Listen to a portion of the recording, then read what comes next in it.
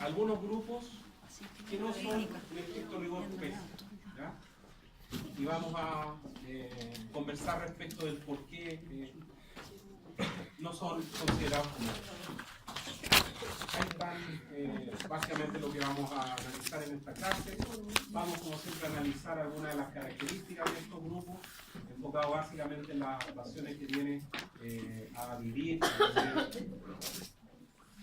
en el medio acuático. Y vamos a conocer algo de la diversidad y analizar algo de la clasificación de estos.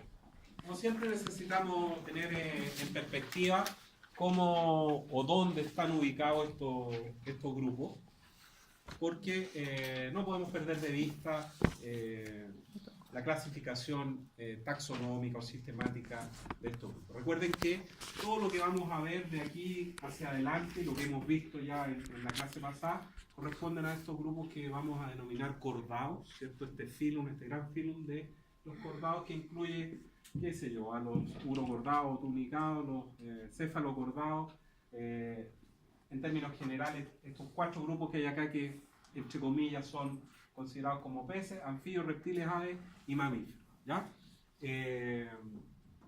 Y estas son las 4 características que están definiendo y caracterizando los cordados, que son la notocorda, el cordón nervioso dorsal, las hendiduras branquiales faríngeas y la cola acuoanal, considerando que eventualmente pudiese en algún texto aparecer el endostilo o la glándula tiroides como una quinta característica que define a este gran grupo.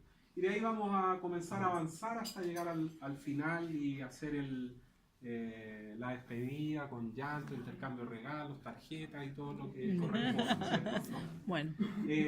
Vamos hoy día a tratar a peces, es decir, desde aquí hasta acá, con la salvedad que estos 2 grupos iniciales no son peces. Por eso digo peces entre comillas. ¿Dónde parten en este cladograma los peces?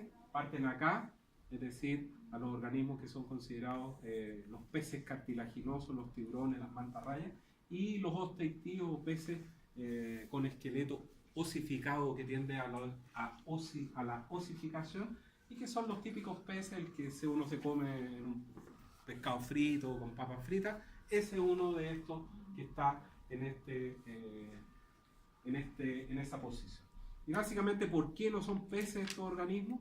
Porque, primero que nada, no tienen mandíbula, ¿ya? No tienen escamas y no tienen aletas pares, que van a ser características típicas de los peces, ¿ya? Los peces propiamente tal, que son estos 2 grupos, tienen características que son distintivas de ellos: el esqueleto cartilaginoso y los aletas pares y la vejiga natatoria, que los definen y que lo vamos a hablar un poco más allá. Aquí está la clasificación de estos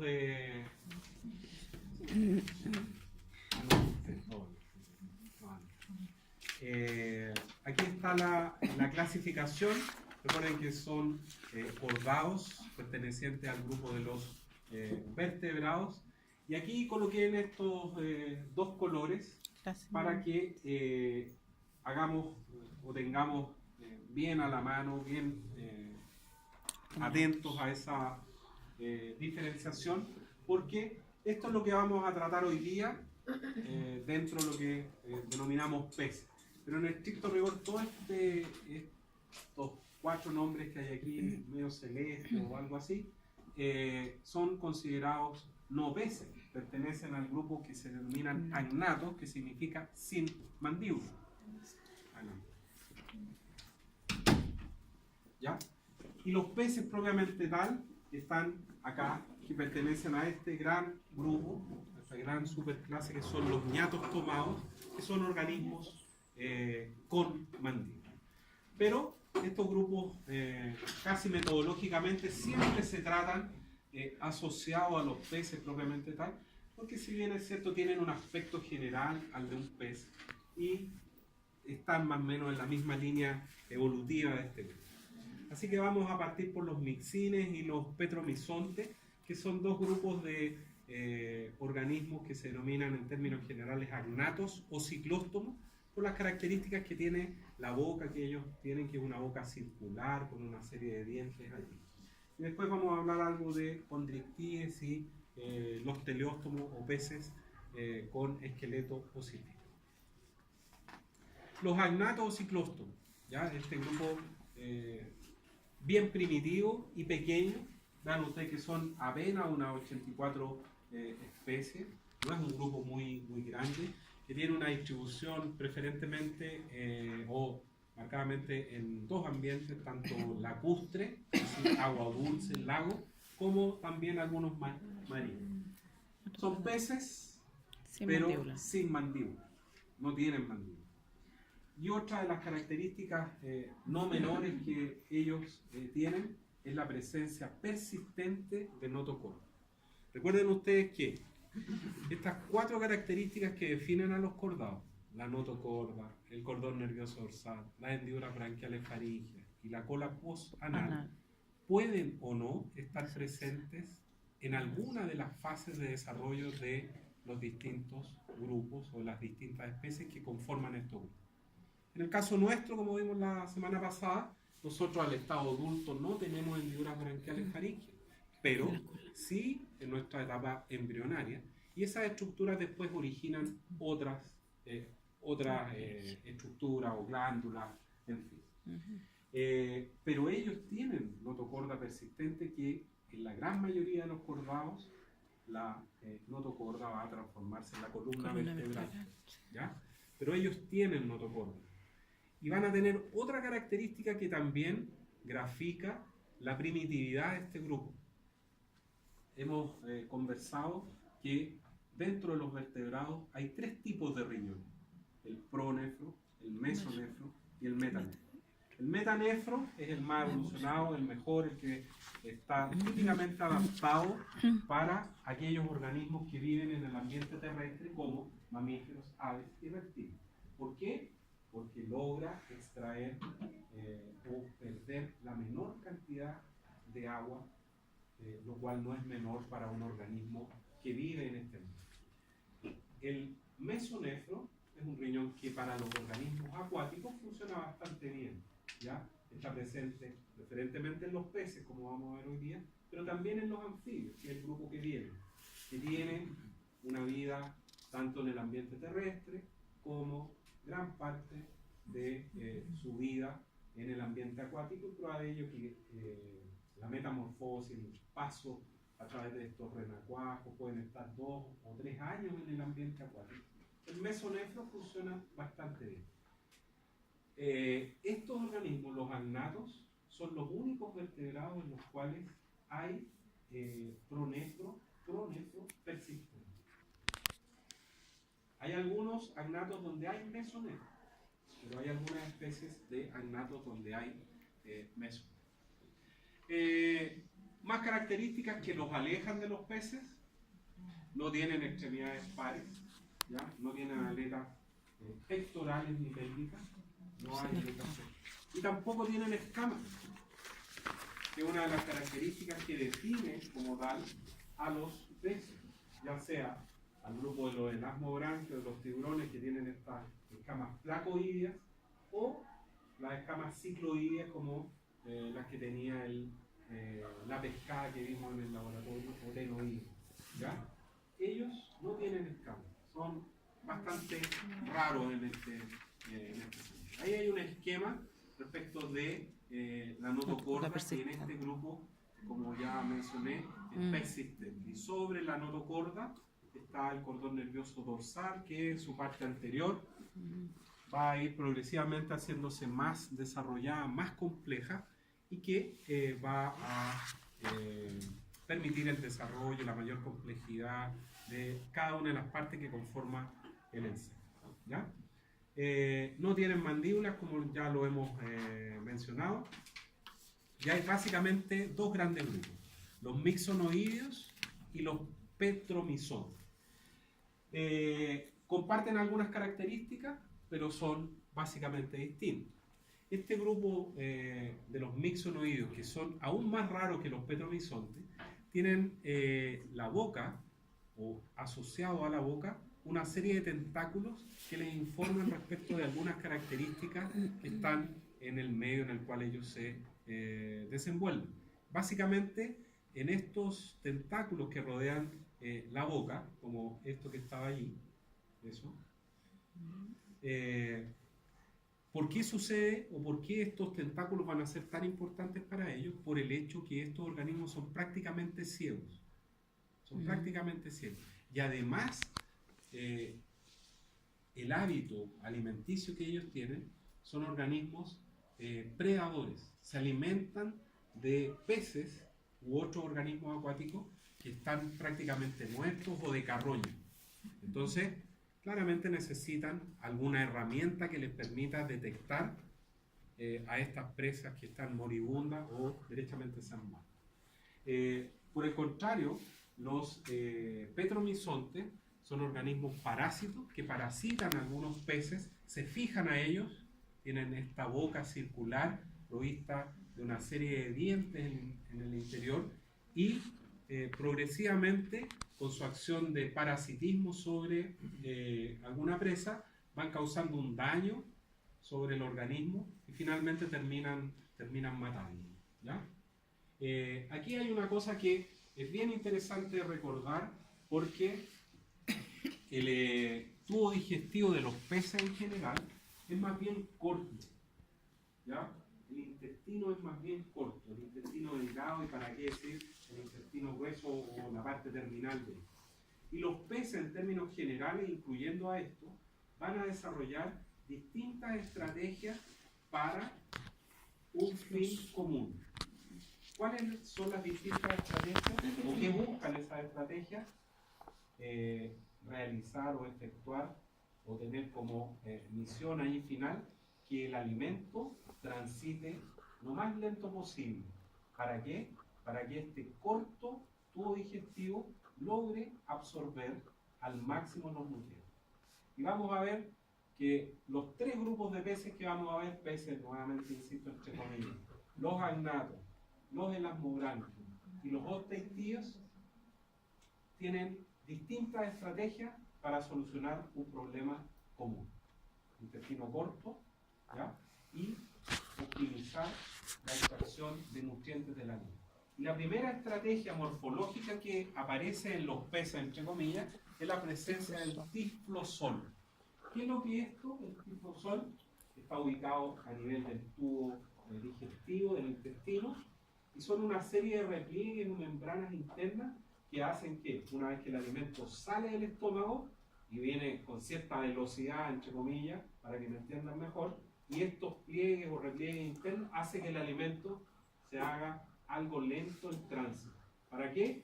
Para que sigan actuando las enzimas digestivas y el alimento, los nutrientes, se logren absorber. Esa es la primera estrategia que después vamos a ver que se va a ir modificando, pero con la misma finalidad. Aquí está la boca y básicamente la lengua que tienen los petromizontes. Es una lengua, no, este es un mixonoideo que tiene, vean ustedes los dientes, que además son algo curvo hacia atrás, como más o menos las espinas de una rosa, ¿ya? Que les permite desgarrar y alimentarse de las presas que están ahí prácticamente muy bien. Y este es un petromizonte, de aquí viene el nombre, y vean ustedes que está muy bien puesto el nombre, ciclóstomos, boca circular, ¿ya?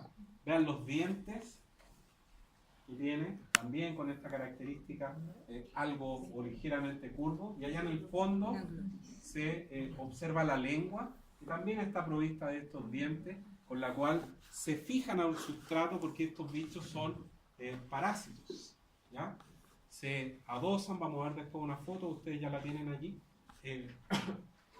se adosan a un pez y allí comienzan con la acción tanto de la lengua, comienza a raspar esto, la piel de otro pez o con todos estos dientes, y eso origina finalmente un daño, un deterioro de la piel, de la epidermis, y comienza literalmente a alimentarse hasta que termina matándolo. Es un mal parásito. Un buen parásito siempre Un buen parásito quiere que su hospedero siempre esté vivo.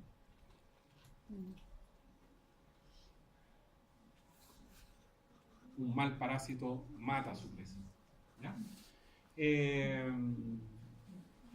Bueno, esto ya más o menos lo hemos comentado. Ahí está la foto que les comentaba, un pez X, y sobre ella 3 petromizontes allí. Claramente adosados a este organismo, ayudados con esta boca circular, que prácticamente tiene una especie de musculatura acá, y actúa como una ventosa. Y además de eso, si es que no fuese suficiente, con la acción de todos estos dientes curvos, queda literalmente anclado en esta zona. Hay otras diferencias también en cuanto al número de branquias que ellos tienen. Son algo más numerosas en los mixonoides. Y otra característica que diferencia que tienen ellos es básicamente que en el primer grupo, en los mixonoideos, estos organismos que son bien escasos de capturar, tienen la característica de presentar allí una serie de glándulas que producen una mucosidad que al minuto de ser capturado prácticamente un jaboncillo que no se puede manipular. Probablemente la presencia de estas glándulas aquí va a favorecer algunas estrategias copulatorias en el caso de ellos, porque como que se enrollan sobre sí mismos para poder copular con la hembra. Pero si alguien quiere manipular estos bichos, son realmente bien complicados. El corazón lo voy a explicar solo esta vez porque es igual para los 3, así que esas diapositivas las vamos a saltar. Es exactamente igual en los 3 grupos. En los agnatos, en los elasmobranquios y en los teleóstomos exactamente lo mismo. Hay solamente 2 cavidades, ¿ya? Y lo vamos a explicar mejor aquí. Solamente 2 cavidades, una aurícula, ¿ya? Una aurícula, perdón, y el ventrículo. La sangre viene, hay un sistema circulatorio cerrado, llega a este seno venoso, pasa a la aurícula, de allí al ventrículo y al cono arterial.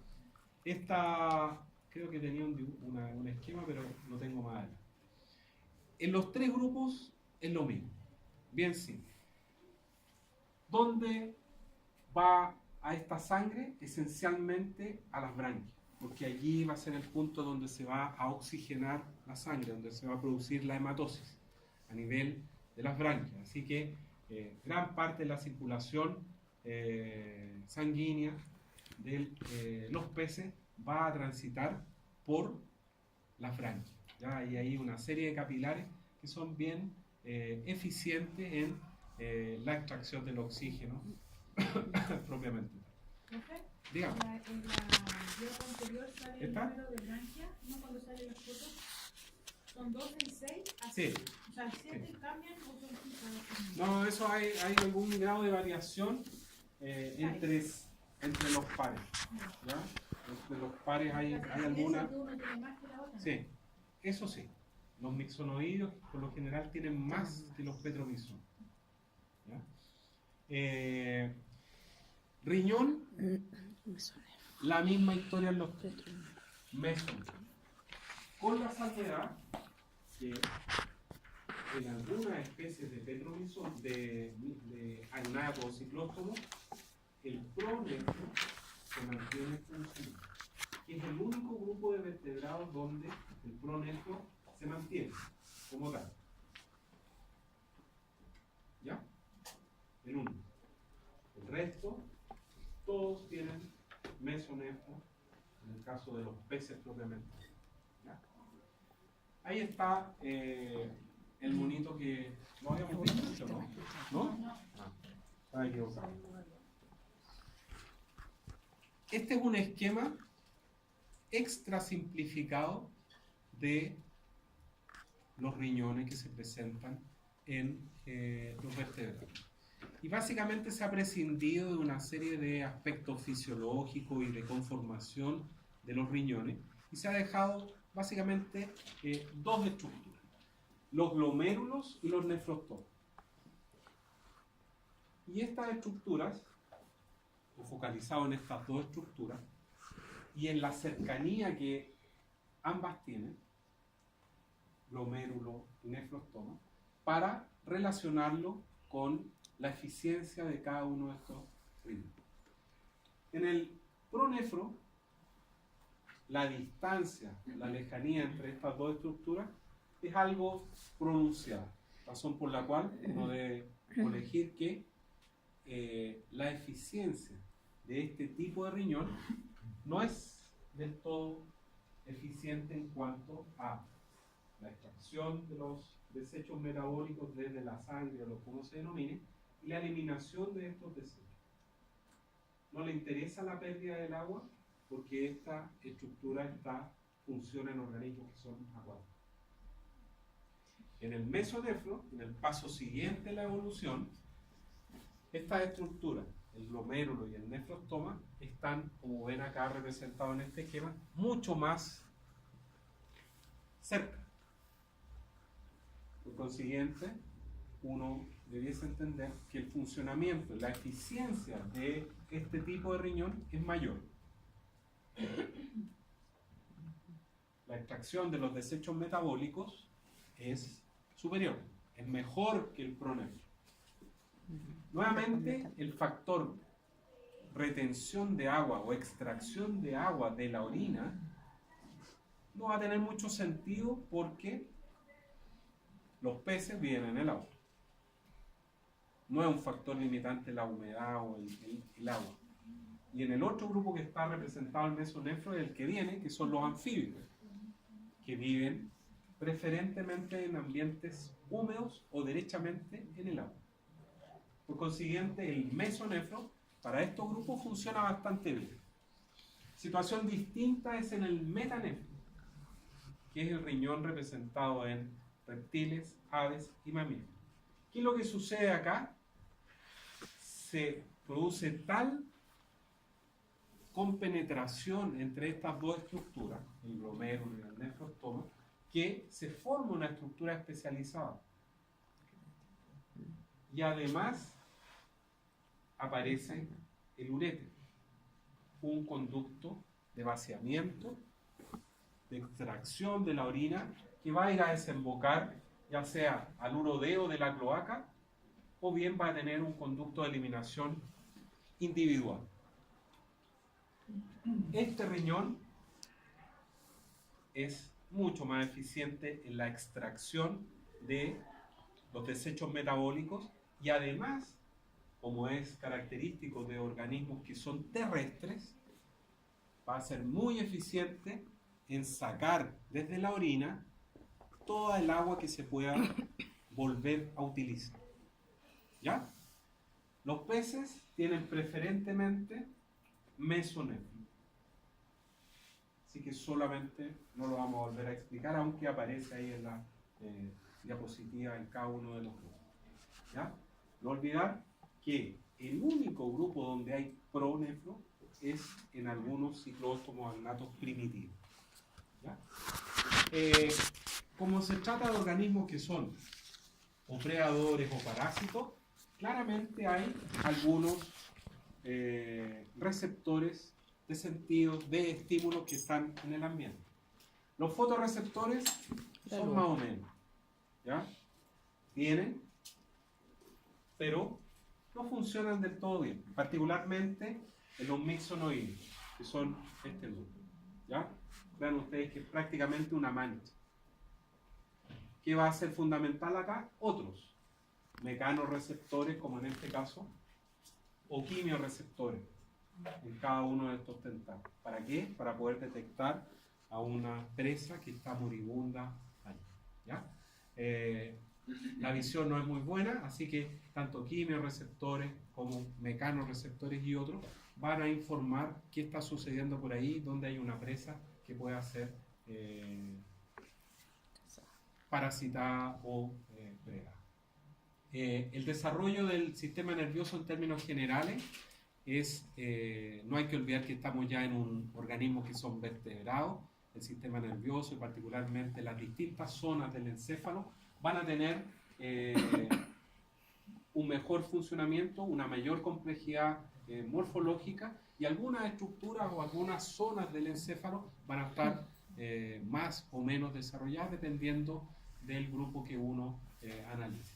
Vea usted que, por ejemplo, el cerebelo todavía se mantiene rudimentario en este grupo porque el cerebelo, que va a estar coordinando toda la acción motora, no requiere una mayor complejidad como va a ser en otros grupos, ¿ya? Algo de lo que ya habíamos mencionado, receptores, por ejemplo, de gusto a nivel de la lengua, ¿ya?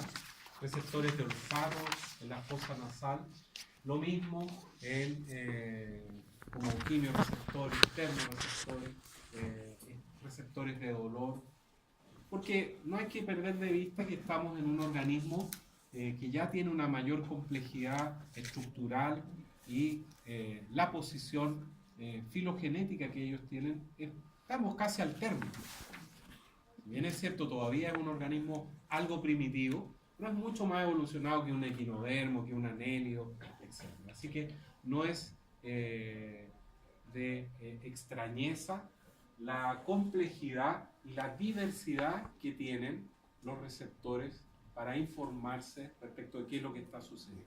Y aparece la línea lateral, que es una estructura mecanoreceptora que va a ser común en la gran mayoría de los peces y que va a permitirles detectar variaciones, movimientos en el agua, que para este grupo va a ser obviamente particularmente importante.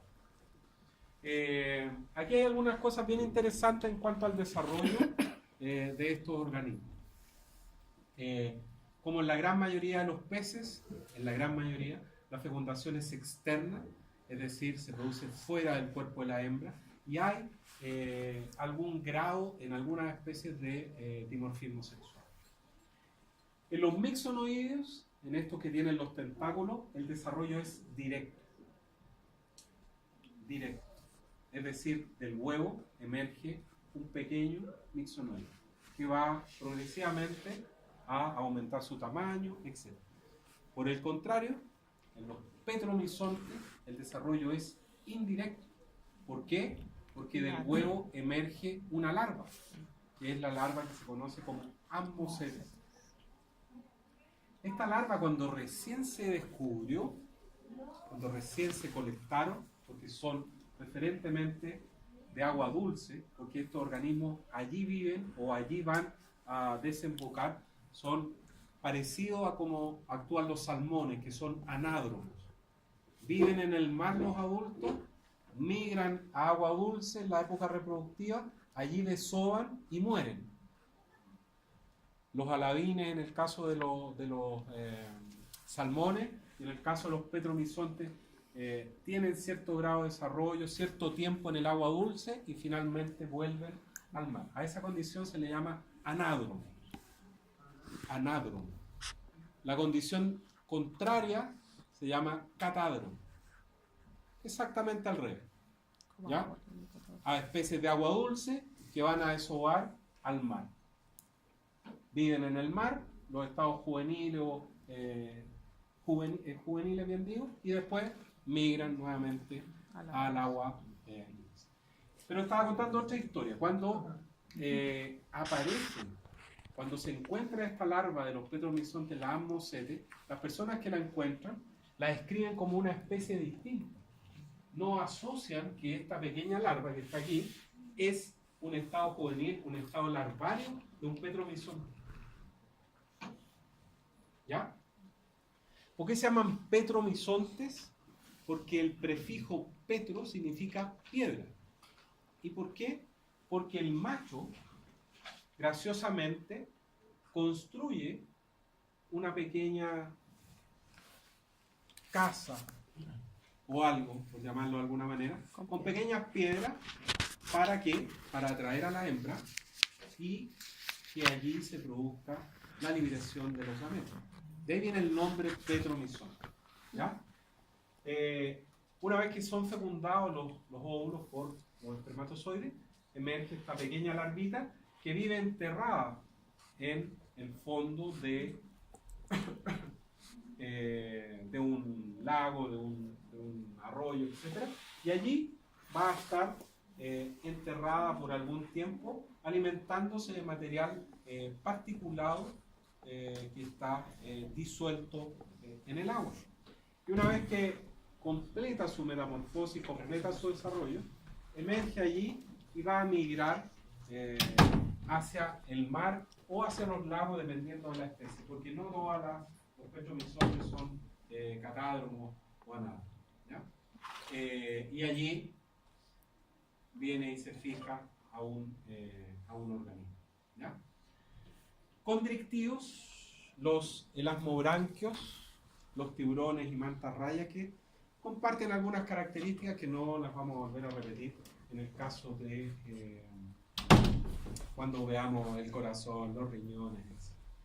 Son en términos generales los denominados peces cartilaginosos, y es un grupo no muy grandote, unas 850 especies, pero 10 veces más al menos que los agnatos o ciclóstomos, que son apenas 84 especies. Y ellos en gran parte son casi exclusivamente marinos. Digo casi exclusivamente marinos porque hay algunos elasmobranquios, tiburones, que logran meterse al agua dulce, lo cual es una complicación fisiológica, ¿no? Vivir ahí para una especie que vive en el ambiente marino no va a llegar a ser, ¿ya?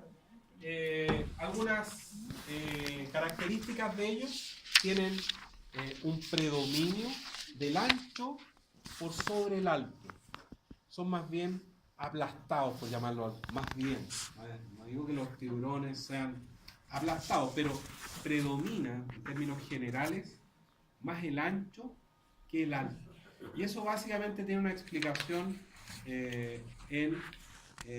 basada en lo siguiente, que los peces que nosotros conocemos, el que disectamos en el laboratorio, presentan vejiga natatoria, que es este órgano que favorece la flotabilidad de los peces.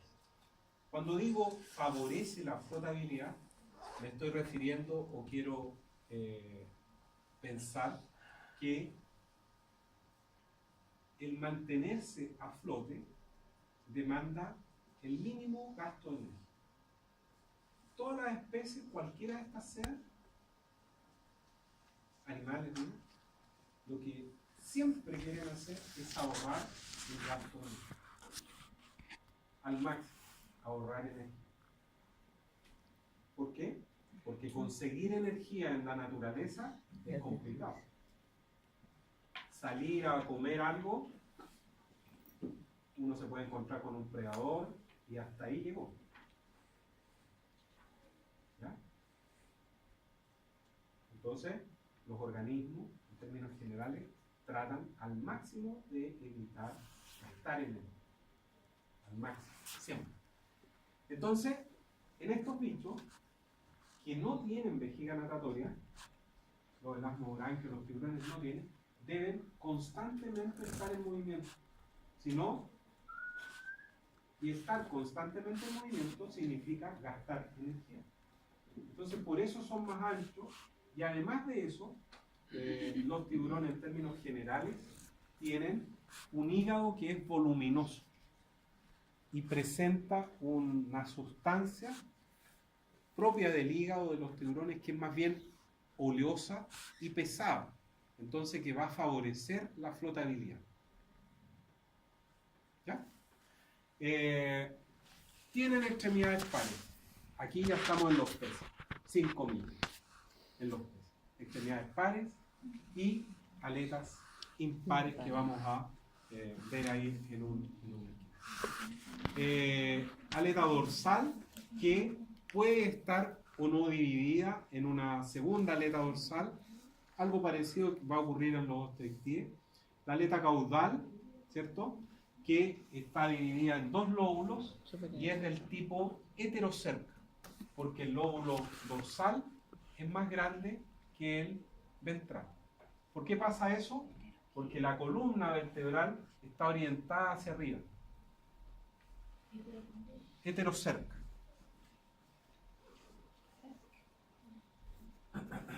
Después están las aletas anales, las pélvicas y las pectorales, que son las dobles. ¿Ya? La forma también es bastante particular en este grupo, son más bien aerodinámicos estos bichos, porque para optimizar el desplazamiento y la natación. La boca no tiene una posición terminal, sino que es más bien subterminal y desplazada hacia la parte inferior. Y vamos a ver que tienen otras adaptaciones también, bien interesantes, los tiburones como predadores, eximios predadores. ¿Ya? Así que aquí hay aletas pares e impares, y hay mandíbulas claramente, que en el grupo que recién acabamos de ver no existen como tal. Los elasmobranquios además tienen una escama que es exclusiva de ellos, que es la escama placoidea. Escama placoidea. Esa escama va a tener una conformación bien característica y va a favorecer, cuando el tiburón nada, que el agua circule a través de ellas casi sin oponer resistencia. Nuevamente el tema de la energía. ¿Ya? Por eso, ¿le has pasado la mano a algún tiburón alguna vez? No, pero sí hay tiburones que los colocan en las pescaderías de repente. El toyo y esos chiquititos más. si uno hace esto de pasar su mano a contravelo, va a ser áspero, porque esa escama placoidea tiene un pequeño diente hacia atrás que lo vamos a ver de vuelta ahí para que ustedes lo vean. ¿Ya? Bueno, algo así ya lo comentamos. Aquí hace referencia esta aleta dificerca, es la aleta que tiene el congrio. ¿Han visto un congrio, pero no con papas fritas? No. La aleta dificerca es una aleta que va a bordear y rodear todo el cuerpo. ¿Ya? No es una aleta caudal la típica que uno identifica en un pez, sino que esto va a dar la vuelta por todo ¿ya? Esa es la aleta dificerca. Después vamos a ver un monito para que les quede más claro. La escama placoidea es, como dijimos, una escama exclusiva y característica de los elasmobranquios, y además es homóloga a los dientes de la cavidad bucal, que ya los dientes son bastante particulares en los tiburones y que van a estar insertos no en el hueso, sino que el tejido conjuntivo, y por eso se les desprenden a los tiburones cuando muerden. ¿Ya? Así que no olvidar, escamas placoideas, homólogas a los dientes. Aquí está la maldita escama. Aquí están los tres tipos de aleta caudal que uno encuentra. Ya estamos hablando de tiburones: aleta heterocerca, lóbulo superior dorsal más grande que el ventral, porque la columna vertebral está orientada hacia él. El otro, lo más típico, es la aleta homocerca, en donde los dos lóbulos que la forman son prácticamente iguales, como en los típicos pescados que uno ve en las pescaderías ahí, con ¿cómo se llama este? Reineta, pescado, etc. Pero la aleta dificerca es esta que prácticamente rodea a toda la parte caudal del organismo, ¿no? Que es como tienen, por ejemplo, el congrio. El congrio tiene una así, porque peces pulmonados son más extraños de aquí no hay notocorda. La notocorda fue reemplazada por la columna vertebral, y el esqueleto es prácticamente cartilaginoso en todo el cerebro. Prácticamente cartilaginoso. Aquí está la escama placoidea. Ahí hay una fotografía electrónica, un acercamiento de cómo es una escama placoidea. Así están dispuestas en la piel del tiburón. Y vean ustedes que tienen estos dientes, ¿ya? Que si uno pasa la mano a contra escama, no a contrapelo, sería aquí, va a ser algo más amplio. Pero vean ustedes que tiene una serie de depresiones allí, que se alcanzan a ver ahí en esa fotografía real, ¿ya? Para que el agua, cuando pasa a través de ellas, prácticamente no tiene ni una sola resistencia, y al contrario, pasa de una manera mucho más fluida, y eso les permite nadar, estar constantemente nadando y gastar la menor cantidad de energía posible. Ya hemos mencionado esto respecto de las características que ellos tienen. En el caso de las mantas rayas, que bueno, todos hemos escuchado esto, la manta raya tiene un aguijón o espina, que en algunas especies está asociada a una glándula de veneno y causa o puede ocasionar la muerte si es que este aguijón logra o logra perforar a una persona. Y bueno, el caso más famoso del cazador de cocodrilo, no me acuerdo cómo se llama, que lo mató uno de estos bichos, ¿ya? Son bichos que peligrosos y que pueden causar algún daño.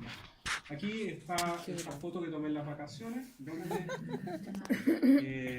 se logran ver los dientes y las filas de dientes que ellos tienen insertados en el tejido ahí conjuntivo, dientes adaptados para desgarrar, ¿cierto? Vean ustedes la posición de los ojos, y aparece una estructura aquí que se alcanza a ver con un poco de buena voluntad, unos hoyitos allí, que son las ampollas de Lorenzini, que vamos a hablar un poco más adelante. ¿Qué? ¿Son filosos? Sí. ¿Cuáles son los ojos? Ah, Ahí, Lo de atrás. aquí aparece la segunda adaptación a nivel del tubo digestivo que se presenta en los... La primera adaptación que vimos en los agnatos era el tiflosol. La segunda adaptación que ahora aparece en los condrictides es la válvula en espiral. ¿Cuál era la función del tiflosol? Hacer que el paso, el tránsito del alimento se hiciera algo más lento. ¿Para qué? Para que el jugo digestivo pudiesen accionar de buena manera y absorber los nutrientes. claro. En los condrictides no hay tiflosol, hay válvula en espiral. ¿Qué hace? Lo mismo. Sale el alimento desde el estómago y entra en una válvula, y el alimento comienza a dar vueltas, haciendo esto lento y dando algún espacio para que las enzimas terminen de accionar y absorber los nutrientes. ¿Ya? Hígado voluminoso, que ya habíamos hecho un comentario respecto de esto, básicamente va a contribuir a la flotabilidad, a aumentar la flotabilidad en el caso de los tiburones que carecen de vejiga natatoria. Ahí está el esquemita de la válvula en espiral, ¿ya? Sale de aquí el alimento y viene y entra en esta válvula para favorecer que el tránsito intestinal sea algo más lento. Las branquias, bueno, básicamente lo mismo que ya hemos comentado. 5 a 7 pares de branquias. Hay hendiduras branquiales allí, donde los tiburones van a ser laterales y lógicamente en las rayas, que tienen un cuerpo mucho más amplio, y por lo general ellas se entierran en la arena, estas van a ser ventrales. Recuerden ustedes que lo vimos ahí en el práctico, que la branquia va a tener la zona más destacada o importante, va a ser la laminilla branquial, que es el lugar exacto donde se realiza el intercambio gaseoso o hematosis. Pero además va a tener espina branquial, que en su conjunto van a formar esta especie de canasto para evitar que otros organismos, parásitos, se asocien o se adocen sobre la laminilla branquial, y el arco branquial que va a dar el sostén a la branquia. Ahí está la posición de las hendiduras branquiales, ventral en el caso de las mantarrayas y lateral en el caso de los tiburones. Ahí se alcanzan a ver los filamentos branquiales en esta vista en detalle o mayor detalle de la hendidura branquial de los tiburones. El corazón, idem al anterior, ¿ya? Solo dos cavidades, una aurícula y un ventrículo, y particularmente importante el hecho que la sangre viene hasta las branquias, que es el punto, el lugar donde se va a oxigenar, más o menos en lo que está aquí, ¿cierto? La sangre roja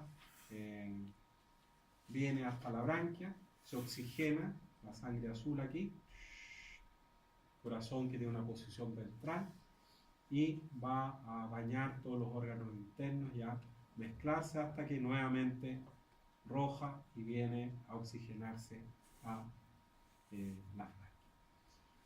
Profe, Dígame. una consulta. Entonces, la otra vez que menciona el sistema circulatorio que de los tiburones tiene dos sistemas puertos. Sí, ¿En comparación al otro? sí. Riñón, lo mismo. Mesonefro. No hay variación acá. Donde hay alguna variación, en el caso del sistema nervioso, de estos organismos que son predadores y predadores bien activos. El cerebelo en el grupo que vimos anteriormente era más bien reducido, era más bien pequeño, no lo necesitan porque o bien pegados a un organismo o necesitan preferentemente procesar los estímulos medioambientales para detectar sus presas. Pero estos otros bichos no. Este bicho necesita buenos receptores que detecten una presa a kilómetros, ¿cierto? Uno siempre escucha en estos reportajes allí documentales que un tiburón puede detectar una gota de sangre más o menos a 5, 6, 7 kilómetros. ¿Ya? Lo cual no es menor. Pueden detectar movimientos en el agua también a una gran distancia. Y tienen otra particularidad que la vamos a comentar cuando veamos una foto de ellos. Y otra particularidad que tienen los tiburones, pero que no es exclusiva de ellos, es la presencia del tapetum lucidum. ¿Qué es lo que es el tapetum lucidum? Es esta membrana que está ubicada detrás de la retina y que permite reflejar hacia la retina la luz para que el ojo vea o funcione mejor cuando hay escasa luminosidad, y que lo tienen muchos organismos que son nocturnos, como los leones, los perros, etcétera, Los etcétera. gatos también. ¿Ah? Los gatos también. También los gatos, lógico. Y que esta estructura, el tapetum lucidum, ¿ya? También en estos organismos, como son predadores, tienen un tercer párpado, membrana nictitante, que cuando muerden o atacan se cierra para proteger el ojo. No logran enfocar bien, porque el cristalino que ellos tienen, que es el que hace el enfoque, ¿cierto? En nuestro ojo, en ellos es indeformable. Es decir, la visión de un tiburón es más o menos, no es del todo buena, porque no puede realizar el enfoque específicamente. Mesonefro, no vamos a volver a explicar este mono que ya lo ponemos. Aquí está lo que estábamos comentando que es particularmente interesante en algunas especies de tiburón. ¿En qué especie? En el tiburón, por ejemplo, martillo. Este tiburón se especializa en alimentarse de presas que están enterradas en la arena. Entonces la pregunta es, ¿cómo diablos los ve? ¿Ya? Y estos tiburones, con la cabeza ensanchada, tienen las ampollas de Lorenzini dispuestas en la parte ventral de su cabeza. Todos los tiburones las tienen. ¿Ya? Y estos tiburones patrullan muy cerca del fondo la superficie o el fondo marino. ¿Para qué? ¿O qué gracia tienen estos ampollas de Lorenzini? Que pueden detectar la energía prácticamente que cada uno de estos cuerpos logra difundir hacia el exterior. ¿Ya? El campo magnético en términos generales que se denomina. ¿Ya? Y sin ver a la presa que está enterrada, la detectan porque esta ampolla de Lorenzini está conectada con una neurona, ¿cierto? Con un nervio, la agarran y se la comen. ¿Ya? Ahí está, con un acercamiento de estos orificios que tienen las ampollas de Lorenzini, que es una estructura especializada para detectar cierto tipo de presas que no se ven derechamente. El sistema reproductor en los elasmobranquios es muy similar al anterior. Los sexos están separados, pero aquí hay una pequeña variación. El grupo anteriormente y el grupo que viene tienen fecundación externa. Los agnatos y los osteitídeos tienen fecundación externa, pero los elasmobranquios tienen fecundación interna. Y los machos presentan una adaptación asociada a las aletas pélvicas, que son los forceps, los misopterigios o gonopodios, que permiten reconocer e identificar al macho por sobre la hembra. Esta estructura que facilita el traslado, el pasar del espermatozoide a la hembra, no es un pene ni algo que se le parezca, no copulan con los forceps, solamente favorece la salida del espermatozoide. ¿Ya? Ahí está. ¿Ya? Ahí están las aletas pélvicas. Aquí está el gonoporo, o la estructura a través de donde sale, o la cloaca donde sale. Y ahí está el clúster, el forceps o el misopterigio, que es esta estructura que permite reconocer si el tiburón es un macho o una hembra. Claramente, el dimorfismo sexual se hace evidente a través de la observación de esa estructura. Las cópulas son bien traumáticas dentro de estos bichos. Y vean ustedes que el macho literalmente se enrolla por sobre la hembra para asegurar el traspaso de los espermatozoides al interior de la hembra, ayudado por los forceps. Pero el forceps, vuelvo a repetir, no es una estructura por la cual el macho introduzca alguna cosa, no. Solamente ayuda y favorece el tránsito, el traslado, el pasar los espermatozoides del macho hacia la hembra. ¿Ya? Hay dimorfismo sexual evidenciado por los forceps y la fecundación es interna. Hay casos en los cuales algunos tiburones son ovíparos, o elasmobranquios más bien, no tiburones propiamente tal. Son ovíparos algunos de condrictidos, colocan huevos, y estos son los huevos bien característicos, pero varias especies de tiburones, por no decir todas, que generalmente uno hierra cuando dice todas, son vivíparos.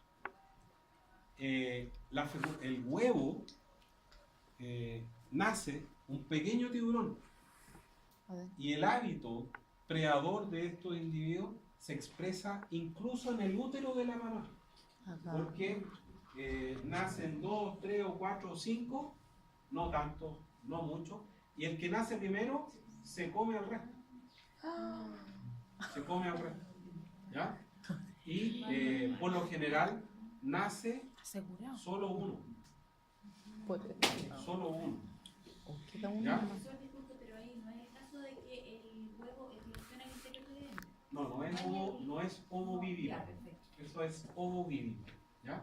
Hay casos en los cuales también hay un desarrollo bien directo y no ocurre lo que comentábamos anteriormente. Dentro de los elasmobranquios, los condrictíes, hay básicamente el grueso de ellos son elasmobranquios, tiburones y mantas rayas. Y hay un grupo que es bien primitivo, que son los holocéfalos, 33 especies. Y aquí hay una foto. Los holocéfalos. ¿Quién es un holocéfalo conocido? El peje gallo que hay aquí en la zona central del país. ¿Ya? Es un bicho bien primitivo y pertenece a este grupo de los holocéfalos. Es un condrictío que pertenece a esta agrupación bien primitiva de los holocéfalos. Los osteitíes, que son los peces óseos que se denominan en términos generales, o que el esqueleto tiende a la osificación, son varias más especies que las 900 u 800 en las cuales se subdividen los elasmobranquios. Este grupo son los peces más abundantes y ellos tienen una distribución marina o límnico, es decir, que viven en ambientes lacustres, agua dulce. Lo mismo en cuanto a las aletas, pares e impares, pero vean que hay una variación en cuanto a la forma. El elasmobranquio, el tiburón, predominaba el ancho por sobre el alto. Aquí no. Aquí predomina el alto por sobre el ancho. Esto va a ser fundamental aquí ser más ancho para tratar de aumentar la flotación. ¿Por qué? Porque hay vejiga natatoria que va a hacer ese trabajo. ¿Ya? Y vamos a ver, dependiendo del grupo que uno analice de osteitíes, la presencia de distintos tipos de escamas. Van a tener una escama ganoidea, algunas especies primitivas, como por ejemplo el esturión, el que da los huevos del caviar, que es una escama más bien pesada, ¿ya? Una escama más bien primitiva. Y después vamos a tener escamas tenoides, que tienen una serie de dientes en la base y una zona apical desprovista de ellos. Y la más común es la que se denomina cicloidea, que parece como una huella digital y que es muy livianita y que tiene la gran mayoría de los peces de los osteitíes. Ahí están las aletas, ¿cierto? Aleta dorsal, que puede estar dividida, la caudal, que es del tipo homocerca, la anal, y estas tres son aletas impares, dorsal, caudal y anal. Y las aletas pares, que son las pélvicas y las pectorales. Estas aletas pectorales, que son las pares, van a ser extremadamente importantes en que a partir de estas estructuras emergen las extremidades anteriores y posteriores de todos los tetrápodos que vienen a partir de la próxima semana. ¿Ya? Ahí están las escamas ganoidea, la más primitiva de las escamas, la tenoidea, que es esta con estos dientes allí en uno de sus márgenes, y la escama cicloidea, que es la más abundante porque es la mejor, la más liviana, y que tiene estas escamas ahí de crecimiento que sugieren o indican la edad que ellas tienen. Nada que decir aquí respecto de lo mismo, notocorda reemplazada por la columna vertebral y el cráneo también con mandíbula, al igual que en el caso anterior. ¿De dónde aparecieron las mandíbulas? Eso era bien interesante, que lo vimos la semana pasada. Aparecen o emergen a partir de los primeros arcos branquiales. De allí aparecen las mandíbulas. Primera estrategia para optimizar el tránsito lento en los peces, en los agnatos tiflozoos, elasmobranquios, válvula en espiral, osteitíes, ciegos, pilón. La misma finalidad, pero una solución distinta. ¿Ya? Lo mismo. Hacer que el alimento se mueva algo más lento para que las enzimas digestivas hagan su acción y los nutrientes que están allí en el alimento puedan ser debidamente absorbidos. ¿Ya? Interesante, porque un problema, 3 vías de solución en grupos completamente distintos. ¿Ya? Lo que ya hemos visto y que ustedes vieron ahí en el práctico, ¿cierto? Ahí están los ciegos pilóricos, ¿ya? La vejiga natatoria ahí hacia arriba, el riñón, etc. La circulación es básicamente lo mismo. La branquia conformada por la branquiespina, el arco branquial, branquiespina o rastrillo también se llama, y que recuerden cuando vieron la boca, ¿cierto? Sacaron una de las branquias tenían con este rastrillo, formaba literalmente un canasto que impide o dificulta al menos que partículas extrañas que vienen en el agua lleguen al filamento branquial, que es el lugar más importante de la branquia, porque aquí es donde se realiza el intercambio gaseoso o hematóxico. Después viene esta parte blanca, que es el arco branquial, que le da soporte, sostén a la branquia, y el filamento branquial, que es el lugar, como ya dije, vital donde se realiza el intercambio gaseoso. ¿Ya? Lo mismo acá. Aquí hay una cosa bien interesante que se produce nuevamente pensando en el gasto de energía. Hay 2 tipos de peces. Aquellos que se llaman fisóstomos y fisoclistos. ¿Cuál es la diferencia entre uno y otro? El nombre. Pero además del nombre, que este pescado es un pez, o preferentemente los peces que son fisóstomos son más bien de superficie. Los peces fisoclistos son más bien de grandes profundidades. ¿Qué hacen los peces fisóstomos? Cada cierto tiempo van hasta la superficie y salen de la superficie, se dan su pequeño salto. ¿Para qué?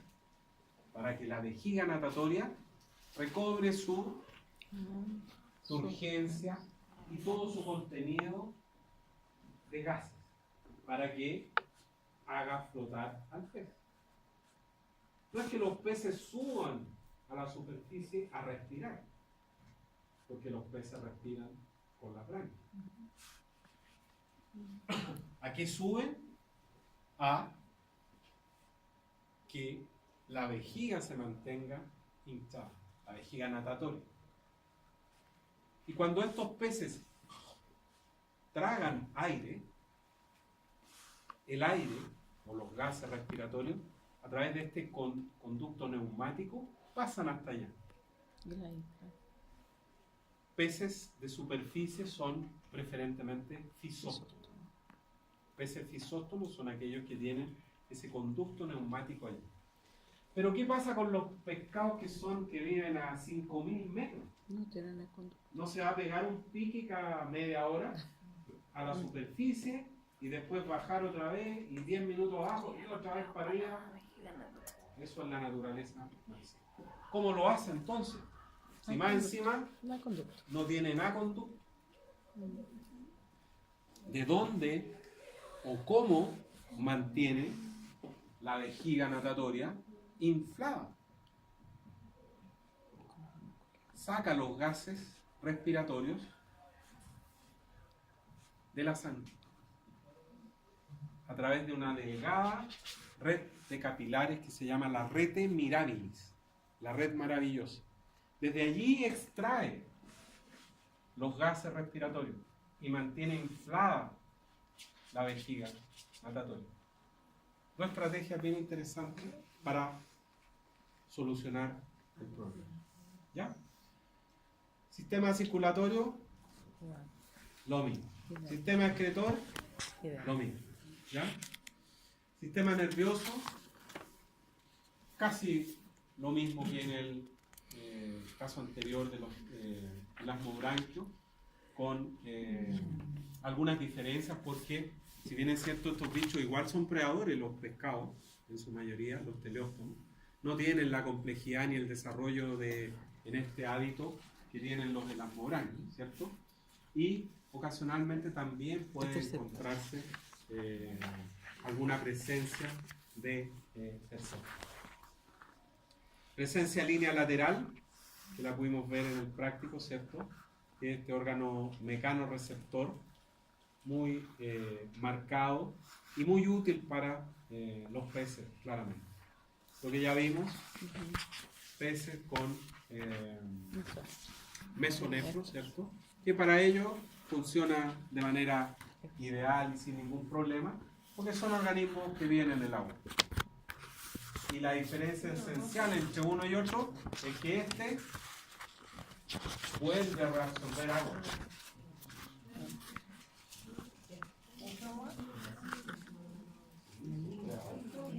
Algunos se alimentan de llanta, pero los huesos son predadores.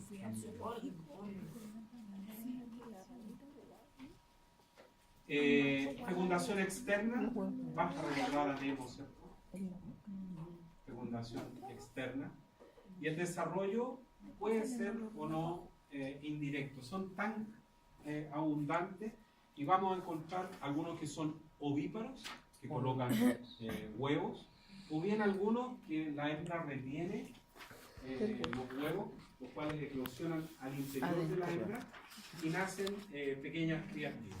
Hay algunas estrategias de cuidado que va a ser bien interesante de analizar, porque como ya hemos conversado, la fecundación externa por sí sola es más riesgosa en términos generales y menos exitosa en cuanto al número de crías vivas que se tienen que la fecundación interna.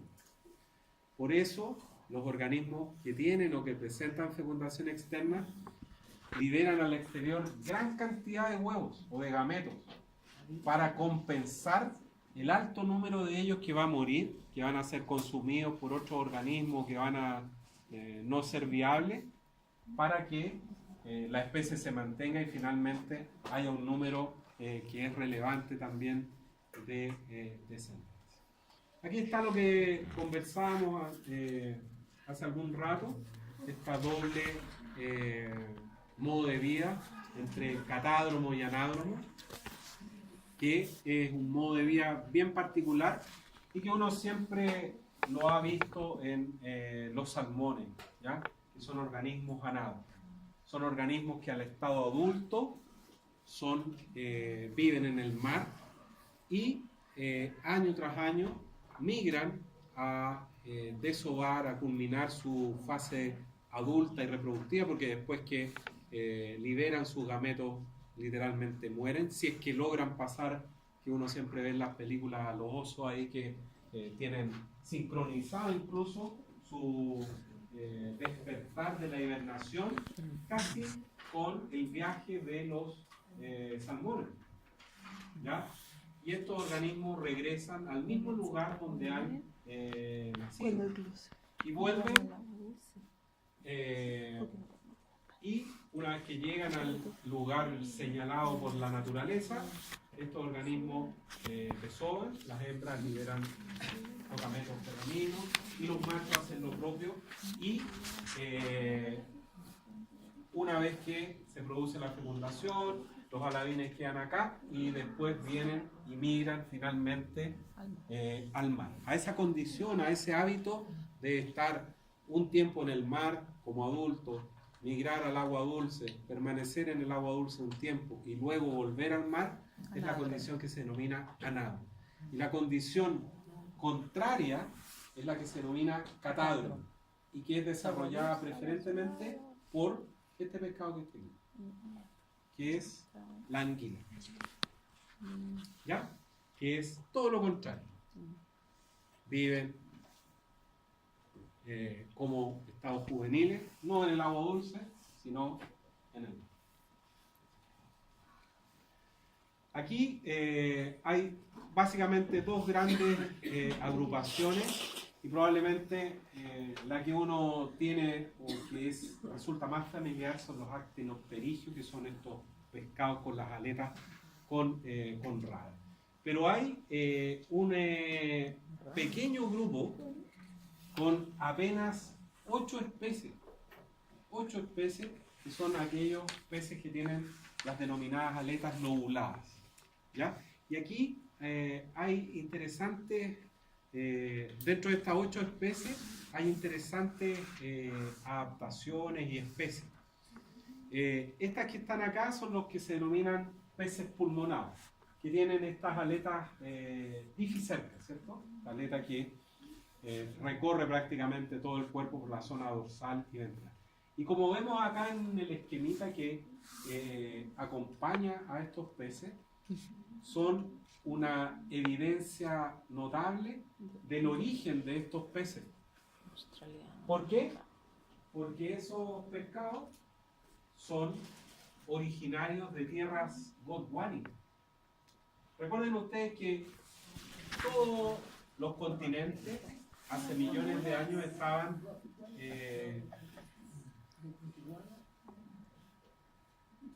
unidos, ¿se acuerdan? Estaban unidos en un supercontinente que se llamaba la Pangea. Y ese, producto de catástrofes, volcanes, deriva continental y todo esto, se subdivide, se quiebra y se forma un continente austral y uno boreal, que es el que nos interesa a nosotros. Aquí vamos a estar hablando de los gringos. Es la Gondwana, que incluye Australia, Sudamérica, África, Antártida y justamente India. ¿Ya? Todas esas tierras formaban esta Gondwana. Y producto de la deriva continental comienzan a separarse. Y han pasado algunos años, porque vean dónde está África, vean dónde está India, etc. ¿Ya?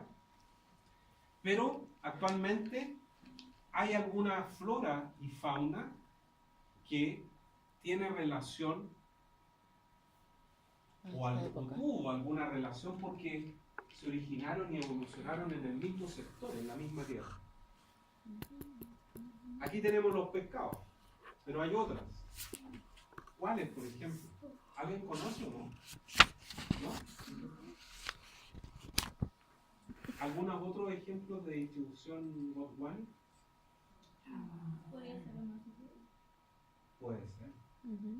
Solo hay marsupiales en tierras gondwanáticas. Solo hay aves ratites en tierras gondwanáticas. Australia, África y Sudamérica. Solo hay notofauna. ¿Conocen los robles y esas cosas? Sí. En tierra gondwanática. Y 1000 otros ejemplos. Bueno, da lo mismo. Y estos pescados son bien interesantes porque pertenecen a este grupo extra primitivo. Súper poquitas especies, ¿ya? Que son los peces pulmonados. ¿Y estos peces qué estrategia tienen? En estas tierras son preferentemente de distribución en zonas donde hay solo dos estaciones, lluviosa y seca. ¿Ya? Estación lluviosa y seca. ¿Y qué significa eso? Que mientras llueve, estos bichos están libres y desplazándose por los ríos, los lagos, etc. Después no llueve más, estación seca, 6 u 8 meses, y se entierran. Y se entierran. Y están allí, crean una pequeña cámara donde ellos viven y están allí a la guaite que llueva nuevamente, y una vez que llueve, que el río, el lago donde ellos viven se llena nuevamente de agua, rompen esta cubierta y vuelven nuevamente a salir. Son peces súper primitivos, ¿ya? Que son bien interesantes por toda la conexión histórica que ellos tienen. Aquí hay algunos ejemplos de peces y las familias y los nombres vernaculares de cada uno de ellos, que algunos, por ejemplo, son a esta hora de la noche bastante conveniente de recordarlos al menos, ¿cierto? Qué sé yo, un salmón a la plancha, ¿cierto? Un lenguado, viene bien, ¿cierto? Pejerreyes, merluzas, truchas, etcétera, etcétera. Y algunas fotos ahí de anchoveta, caballa, pez, espada, jurel, besugo, que es bastante rico también, bacalao, que es bastante malo para los que tomaban bacalao, aceite de bacalao, ¿cierto? Merluza, que vimos ahí con la línea lateral, lenguado, también rico. Aquí está el cobre para los que no lo conocían, con la aleta caudal dificerta, ¿cierto? También es bien rico con papas fritas sobre todo, ¿cierto? Caldillo, cobre también para los que les gusta, viene bien, ¿cierto? Ahí está uno de estos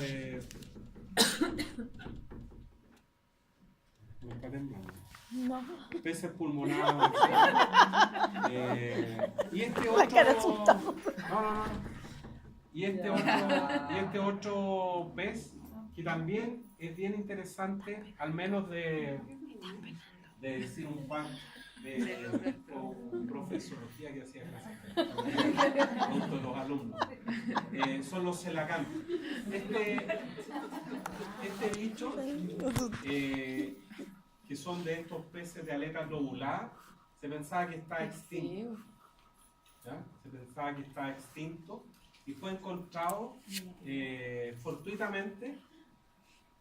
Había una expedición que estaba dragando el fondo marino en la zona de Madagascar, por allá cerca de África, y fortuitamente extrajeron muestras cuando apareció uno de estos bichos ahí, que se pensaba que estaba extinto, que son los celacantos, que son peces muy primitivos. Bueno, tienen ustedes que recordar, como siempre, las características de los peces y todas las adaptaciones que hay ahí. Las adaptaciones morfológicas, como la última semana, no recuerdo en este momento la fecha, pero diría, en la primera diapositiva está